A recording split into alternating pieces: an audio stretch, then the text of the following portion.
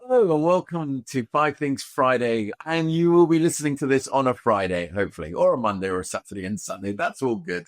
I am happy because we are all in the same place virtually, that is. And my lovely co-hosts are with me. So why don't we just do a quick round table to introduce ourselves and then we'll dive straight into the Five Things Friday. Let's go, Laura. Hi, I'm Laura, Scottish, living in Sydney, and I am a technology advisor to some of the biggest brands in this part of the world. Thank you, Laura. Ryf. Hi, I'm Ryf Quail. You've seen me before. I am the MD of NRF Retail's Big Show Asia Pacific. I normally don't look like this. This is the week after a show, so I've just dressed down a bit. I hope you can accommodate me, but it's a podcast, so hopefully you're not listening and looking at me. Yeah, you're normally it's on a mobile phone, so don't worry. Yeah, there's like a little thumbnail of an image. The smaller image of me, the better, I would say. Oh, I forgot to ask, what CC is your bike? Which one? I have two. I have a Ducati Monster 800 and I have a Ducati Desert X. It's a 900. So 900. That's a good number. Yeah, there's something about these Australian men. They love their power, whatever it is. Bikes or cars? They're a Ducati, so they can't be classed as bogan toys, but they're okay. Laura, do you have a power vehicle of any description? No, I'm very confident in my own skin. Don't need it. Oh, get a dick. All right. That's so good. I have something to be Laura. With that, let me introduce the first topic. So one of the things I want to share is what I feel sets Chinese or retailers in Asia apart, or why they are so far ahead. So many times we think that they're ahead because of technology. And I think last year when I had my mission out there for a couple of clients that we took out there, I tried to bring back and sort of re-emphasize the point that it's not just technology. Technology is taken care of by two or three major players out there. So there are platform players that are enabling retailers, but there are these core elements. And at the time, I went through my own version of this, but this is the Shanghai commerce for foreign companies coming to do business in Shanghai. Sort of how do you attract and work with Gen Z in the region? And the reason why I think this is just phenomenal is these are the 5 elements of the future of retail. And I'll go through them one by one really quickly, and then we'll quickly go on to the next one. Emotional value, how you are connecting is a bit of a no-brainer. So of course you want to create emotion, whether it's advertising, customer journey, but how do you create emotion in the store? And I think I've said this before, say it again, one of the ways that they were creating emotion in the store is by treating you like family, therefore giving you a space to hang out, whether that's a coffee or a drink or some form of experience that allows you to sort of dwell without purchase. Second one, community identity. So it's sort of related to the first one, niche interest, whether it's sustainability, whether it's sports, outdoors, fashion, beauty, any subcategory of retail in Shanghai, retailers are providing those niche micro connections that allow you to connect with the brand in a deeper and more meaningful way. Again, you can see this sort of layering on, one layers on top of the other. And a sort of a one that takes it outside of just purchasing are these things called nighttime escapes. So how do you then take your brand into the world, right? Your physical store, fantastic. It's your real estate. Your e-commerce store, your digital space. But how do those two things come together to create an experience outside of operating hours? And there's a couple of, actually, I think there's one example here that I'll get to and we can talk to. Immersive art, we've seen countless. If you've not seen Gentle Monster, who have won countless awards for the best in-store experiences. Originally, they started off with these sorts of monsters that were robots that were animated in store that people would, it's the Instagrammable shop. It is the pinnacle Instagrammable shop. But what is now emerging is, yes, and again, this goes back to actually Doug Stevens talked about this in terms, 7 years ago, when he was saying retailers must stop using this sort of old world of return on square footage. It's return on experience. That store may lose money. And, in Shanghai, the Gentle Monster store, I'm pretty sure the return on investment on square footage doesn't pay off. But return on investment, when you look at marketing money that they're saving by creating these Instagrammable moments in store, is phenomenal. And then the ultimate smart health choices. How do you bring well-being? This new generation, and this is all about Gen Z and how you connect with Gen Z, are absolutely tuned into alcohol-free parties, looking after yourself, all of the elements that go around with that and what that looks like, whether it's sport, whether it's food, whether it's clothing, whether it's your impact, your footprint that you're having. How do retailers bring that into this? And again, this is Shanghai, and I feel that if you put all of these 5 things together, this is the epitome of what brilliant retail looks like right now in the environment. And to give you sort of, some examples they've got here is the pop-up, the Hirona. And again, when I was there last year, and again, in Europe, we're seeing an explosion of luxury pop-ups. And why? Because luxury has to stand out. If, an LVMH bag looks the same as an Hermès bag that looks the same as a Burberry bag, the experience will not be the same. And it's that emotional connection that luxury is definitely going for. But this is not, and I, again, have spoken about this before, we see this at value retail. Lefty's in Spain, similar to Primark, going above and beyond and creating a pop-up that is 100% could be the same as a luxury experience pop-up. So anyway, that's my fast one. Hope it helps. Ryf, will be over to you next. Oh, sorry, Laura. I might add. Can I just add a little bit onto that to Gen Z? Because what we've seen was it was a big topic for NRF as well this year in APAC. And one of the things we saw is this generation, because they're so connected from a shopping point of view, from a political point of view, they almost research digitally to avoid a bit of buyer's remorse.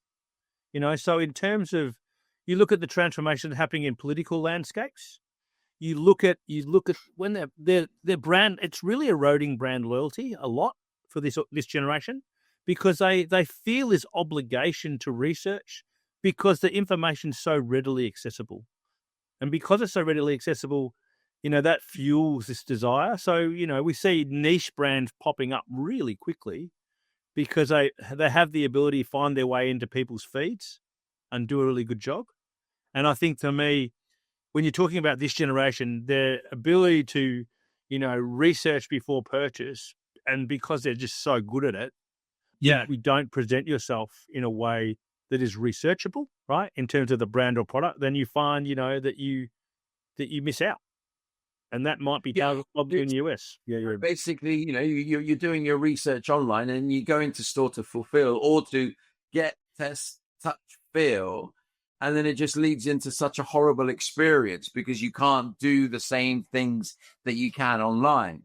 And again, I think these are some of the small gotchas for retailers that predominantly you think, of course, everything that we have online, you can come and touch and feel in store.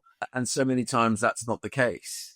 And I think to the point, this generation care, maybe the older generation, they understand, but this generation really cares. But we're brand loyal. We're brand loyal. We find a brand or a political party and stick with them. These guys don't. Yeah. Their thirst for information and make decisions and change preference is nothing like we are. That's the thing, I think. Yeah. And the community identity, which was number 2 on the list that I shared. Yeah. Niche interests, how they go into, like, obviously in a bigger scale, I love motorbikes or I love cars, but more specifically themes such as sustainability or sport or health or zero alcohol. Again, things that would never be considered in other generations. This generation are leading with, which is phenomenal. Yeah, it's incredible. Laura. Lots I could say, but I think you guys said it really quite well. I love that point about the loyalty and the transparency. The loyalty for new customers is different. But on point number 2, I'll take number 2. It might not sound that sexy or exciting, but what I'm definitely seeing in this part of the world is I felt the last 3 to 6 months, we've kind of had like a sabbatical. Nobody's been buying tech. There's been no big projects kicking off. Everything's went a bit quiet, especially from everyone I'm speaking to. And I feel that's kind of turned a corner. It might be driven by we're coming to the end of this financial year with everyone firming up their budgets for the next financial year. It starts on the 1st of July. I think that's definitely a play into it. But what I'm hearing is a lot of these projects have maybe been put on hold are starting to get the green light, get signed off. Some technology pieces, some people are signing up with some of the bigger platforms, and we're starting to get a wee bit of momentum. And I think it's a really interesting one as everyone starts to talk about AI, do less with more, especially this part of the world, Alex. We kind of get sometimes forgotten, and it's just a reminder of some of these bigger techs.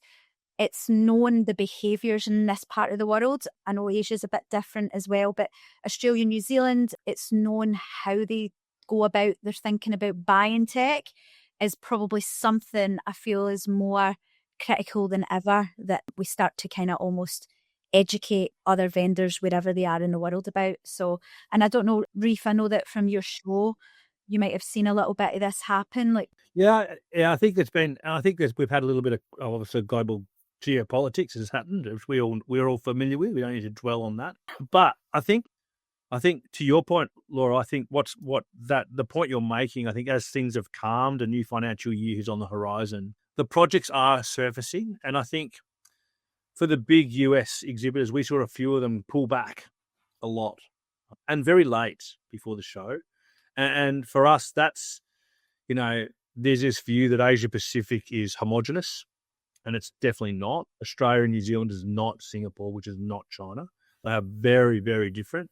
And for me, as the markets started to calm, our new financial year is around the corner, I think you're right. I think we're going to see a lot more big projects get signed off, and those companies that have pulled back will probably at their own peril, because I think you're right. I think the markets now got comfortable with a little bit of uncertainty, and also you can see setting budgets, which means that they're setting proper budgets for projects in the new financial year or in the back half of this year.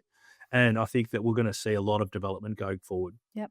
Yeah, I think, look, for me, it's the disrupt will be disrupted. It's always been the case. When in the times of hardship, in the times of economic slowdown, so many businesses, not just retailers, make the mistake of retrenching and then realizing that they've lost a couple of points to market share, or they have to double invest to catch up because everyone else kept going.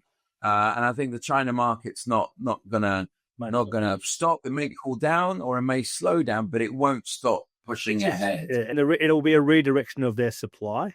So we won't see the supply going to North America, but it's going to go everywhere else. And, and we're going to, with the way that's playing out, we're going to see a lot of Chinese goods all over the rest of the world. And there's plenty of market to sell to for the Chinese. So I don't think that's going to be a problem. It's just a redirection of supply. Yeah. Ryf, what's your, give us one of your ones. I think for me, the one thing that really popped at this year's show is really about the delivery revolution.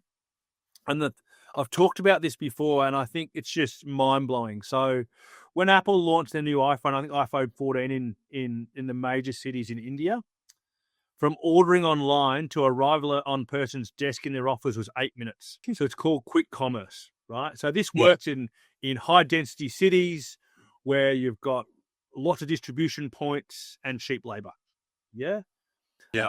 But what, through this journey, now everything in e-commerce in an urban area in India, the most dominant form of delivery is quick commerce. And that means delivery within 10 to 15 minutes from order. And the thing that's coming out of that, which is really important, is that this is not a free service. This is paid for by the consumer. So the retailer is making money not only on the good they're selling, but also on the fulfillment, on the delivery of the product, right? Because people are paying for the service. We had Big Basket speak in Singapore last week, and they are a grocer, right? And they have on their app, and one of the things they have on the app that has massive impact is for every item on the app, it says delivery time, whether it's a piece of broccoli or a frying pan, in a grocery shopping context. So it's powerful stuff. And I think we've taken that from India. So how does that manifest in other markets? How do we see that playing out? A market like Australia, which is not a lot of people in a big expanse of land, how does that play out? What are people prepared to pay for? Yeah.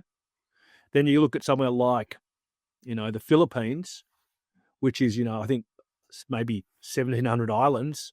So it's planes, trains, and automobiles to get goods to people. It's different again. So how does this play out? Because people are now going, well, I'm prepared to pay to have that item in my hand in 30 minutes. We're talking about one of the things that went just mind blowing was I could go online, I could buy a fridge, I could do the finance and get it approved and have it plumbed into my kitchen in 90 minutes.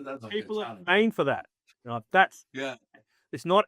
They're not paying more for the good. They're paying for the service of having that delivered in 90 minutes and done. Yeah. I remember interviewing. Oh, sorry, go on. Yeah, sorry. No, you go. I remember interviewing someone from Deliveroo, and in the UK, I was saying, is there a need to go beyond 30 minutes? Like quick commerce to get to 15 minutes, and is that a focus for them? And I think it's culturally probably not in the UK. But interestingly enough, everywhere else, Middle East, India, China, and other regions, they're 100% pushing forward to, 15 minutes or instant. 100%. And so the key points to take away from this is, one, there's a perception piece. So if you say that the broccoli can arrive in 9 minutes, that makes it more attractive to the consumer rather than 17 minutes, right? Yeah. And the second thing is that you're not changing your business model. The consumer is prepared to pay. Yeah. So rather than thinking, I'm going to have to wear this cost to compete, no, it's not that. It's the consumer saying, I can run my existing business model. I can evolve my fulfillment engine, if you will. Yeah. Paid for service. I got you. That's Laura. cool. Even on when you're talking there, it's interesting because I think like you said, in some cities and dense populated, they want it now. They're in the office, they want it, but it kind of leads back to this whole thing around it's about choice, right? And it's about whether, like, when I look on Amazon, the UK to buy, I want to look at I want to filter by who gives it gift wrapped. So it's all about making the decisions that work for you. So I think I'm really interested to see how AI starts to personalize more because, if I want it in an hour, what gives me it in an hour? What can I get in an hour? So it's really about curating things depending on people's individual needs. So the delivery time is one piece, but if you think about it, it can be so much more, right? You could add so many more dimensions, so many more dimensions to a product. And that for me, in a marketplace where retailers are struggling to make money by selling goods, these could be other mechanisms by which they augment their margins. Yeah. Right. Number 4 for me, I was actually talking to one of my good friends. Her name is Sam Law. She's a digital marketer and but we were talking about Meta. So something that I think is super interesting is that Meta are rolling out 3 new tools. One is called value optimization. Then the other one is incremental attribution. And then the other one is value rules. And basically, in a nutshell, you're going to have the ability to set some rules, and it could be like your conversion rate, what it is from a ROAS perspective, to Meta, and then you're allowing Meta to do the creative to just get you the return. So it's an interesting concept. It's really driven by AI, of course, and I think a lot of people who are starting to read up on it, I don't think it's talked about as much, but it's interesting because we don't know what this will mean, right? Like, are we going to see, for example, the brand discovery is really changing in this, and how are things going to surface, right? Like, if you're putting one creative in, if you're setting the rules, and then you're allowing the platform to decide how they display it. What are we going to have? Click Frenzy, After Payday? Are we going to have banners on them? Are we not? How do you keep that brand identity that a lot of retailers have actually took a lot of, like, they've thought that's been something really important that they kind of curtail and keep for themselves. That now with these rules, this AI rules is gone. It's got to make it a lot more generic. So I'm really interested to see how that plays out. it kind of also leads into this whole piece about, guys, I've came from agency. I kind of constantly am looking at what does this mean for a lot of the partners that we work with. I definitely believe that agencies and strategic partnerships is critical, but I also see a lot of the things that you've maybe relied on these agency partners for, you start to question, is it now time to start taking some of these things back in-house? So the meta piece, their AI tools and how you can literally just ask for a conversion rate of 3% and let them decide who, what and where is pretty cool, but also a little bit scary. Yeah, I think the tension there really though is attribution, right? And then if you think about, in this environment, if you say it's almost taking everyone retailer to a commodity moment where the AI just optimizes it within an inch of its life, creativity, channel, time, the whole lot, audience. And I think from the tension then for the agency, Laura, is that agency continues to move away from that commodity space, I think if we're all being optimized to an inch of our life, how does a brand become a brand that stands out? Because everyone is like Teflon. Yeah. What the agency's job, I reckon, in many cases in the future is going to be helping the consumer stop and pause. How does it make the brand a bit grippy rather than making it so easy? Yeah. In the journey.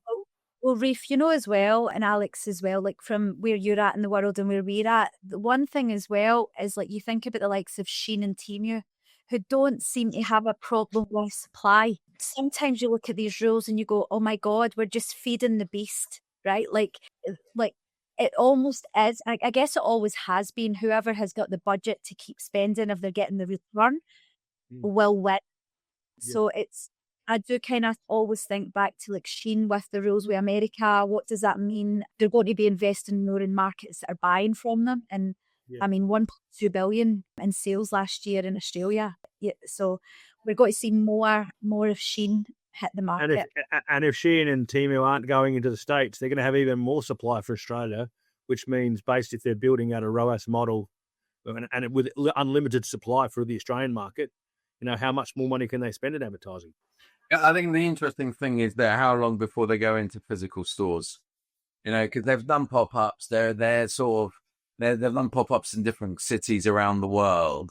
And they've also got design, like Sheeny's got different designers in different parts of the world. I did an event with one of their designers in Chicago. And it was so obvious. How long before this model then starts taking the Inditexes, the Mangos, the Gaps of this world, upscale the quality of the product, go into physical, and then beat on price. But Ryf, what's your... I think mine's for building from Laura's, actually. My topic is really around, and I was a good friend of mine at Microsoft, Mr. Damien Villeroy, who leads Microsoft the region. He was very passionate about this. And then when I dug into it a bit deeper, it ladders up to the sort of the stuff that Laura's talking about with Meta. It very much links to the Gen Z consumer or Gen Z consumer, and that's the hybrid consumer. And this consumer, for the first time, I think retailers it's really hitting home that they need to stop worrying about discrete channels. And I'll give you an example. Back in the day, I worked and launched a major bank's internet banking in Australia. And we launched an internet website, and the bank had always been prescriptive. If you've got this home loan, you have this credit card, and you got this deposit account, right? And all of a sudden, the internet democratized the product suite. It meant the consumer bought the products they wanted to buy. And the guys in the bank and the product guys are going, their brains were exploding because they couldn't understand why consumers are grouping products together because they weren't appropriate as they saw the world, but the consumer saw things differently. And I think that we're seeing that now in channel. And what I mean by that is that, a consumer now and a retailer now has to look at the world out and not through discrete channels anymore. The consumer really, and Gen Z particularly, really walk into a store and want the experience wrapped. How am I recognized? How am I acknowledged? How is the product that I want presented to me because you know about me? All those things. And that can't be done just only in physical, and it can't be done only in digital. And that piece is really challenging. And the AI piece takes us towards this Teflon approach, right? But then it's about the tension back to the agency piece about how do I, at one point in the journey, make the consumer pause and enjoy a little brand experience along the way, you know? So this hybrid consumer is really they probably even forget where the transaction's occurring. There's this sense that you know they'll journey through the journey, and so therefore, if we're talking about Facebook's modeling or Meta's modeling and running AI through the whole thing and dynamic creative, you know, is that being done discreetly for a digital channel? Or are we addressing the hybrid consumer through this process? You know, because your phone's with you all the time. I mean, Meta's channel is the mobile, right? So is Meta's advertising and geotoner. So when I'm in a Maya or when I'm in a, you know, where I'm in a Fair Price in Singapore or whether I'm in a Family Mart in Tokyo, like is that being recognized? Because they're all big meta markets, right? And is that all linking together? You know, how is the AI learning through that process? Because this consumer now is not locked to a channel. It's not locked to it. That they are locked to the outcome they're looking to achieve. Yeah.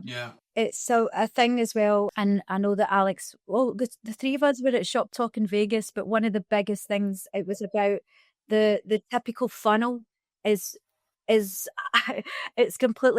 gone. The funnel of our shop is gone. People are coming in whatever way they want, and that's just how it has to be now. So the attribution is, we still don't really have a great way to measure attribution, but I do think we're getting a little bit more sophisticated with how we get there. But yeah, the funnel is broken. Yeah, I think that's why. Sorry, Alex. If you look at categories like, I spent some time with LVMH in the lead up to the show with a couple of their brands. And they are still so invested in physical retail, but the way they're wrapping those experiences is unique to the category. You know, I went to the launch of Loewe, which is the Spanish handbag brand that's owned by LVMH in Sydney. They have their marquee store in Pitt Street in Westfield, and it's a really cool, really neat experience. I mean, I'm not into the handbag so much, but a lot of the jackets were nice, but I'm a bit old for it, I think. But the point is that, you know, the experience was magical, right? So, but they're still wrapping the whole thing. You know, the LVMH has got to play in blockchain. They've got to play in all these digital things that are wrapping around it. So they know how they're augmenting. You know, they know how they're augmenting the experience. So the big trend that's sort of emerging here is the pop-up trend from luxury, and the experience wars that are happening right now is because, you know, that handbag, that jacket that is costing you, that is expensive and is premium, can now be copied. But what cannot be copied is the experience. So what you're highlighting there, Ryf, is a trend that luxury companies are moving towards in creating pop-up experiences that provide this premiumization of experience that then connects you with that brand to make you feel, you know what, man, that felt really special, you know. And that's like, you know, you go to the Doha airport and you in the premium lounge, you've got an LVMH, a Louis Vuitton cafe, and it really blew my mind that there were so many of these little sort of premium brands with gastronomic experiences, and that's in this world, specifically in Asia. If technology can do so much more, or replicas or coffees or Me Too's, experience then becomes the true frontier of retail. And Laura, sorry, go ahead. But you know, Alex, even what you said, right? Luxury definitely leads the way, right, with this. But when we think even locally, Culture Kings, Simon Beard has been talking about, he's been doing this for 15 years.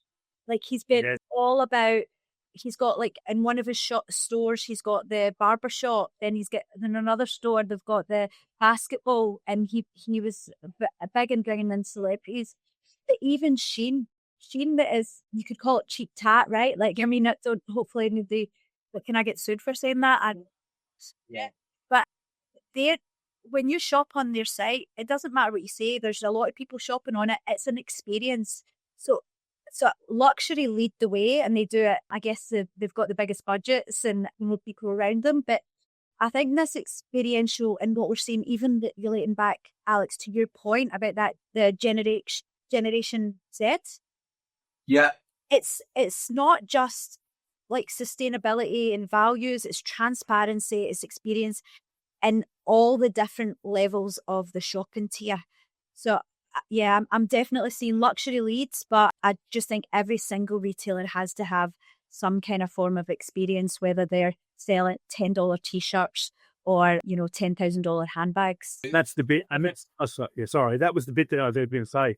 The bit that I was going to say is that that's the bit that the agency has a role in. That's the bit that we create pause with the brand and moments with the brand. You know, the Louis Vuitton store in the Doha airport with the little accent on the coffee and whatever it is, you know, which is just so Louis Vuitton.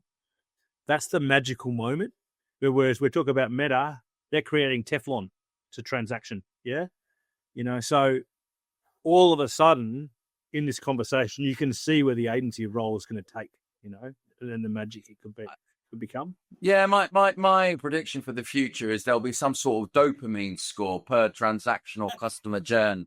What emotion, right? It's how much dopamine, how much emotion can I get you to feel, whether you're shopping luxury or whether you're shopping a value. And here's the thing, I know people, and the research shows this, if you shop value, you still get that same dopamine kick as someone who's buying a $10,000 bag, because that to you is so emotionally important.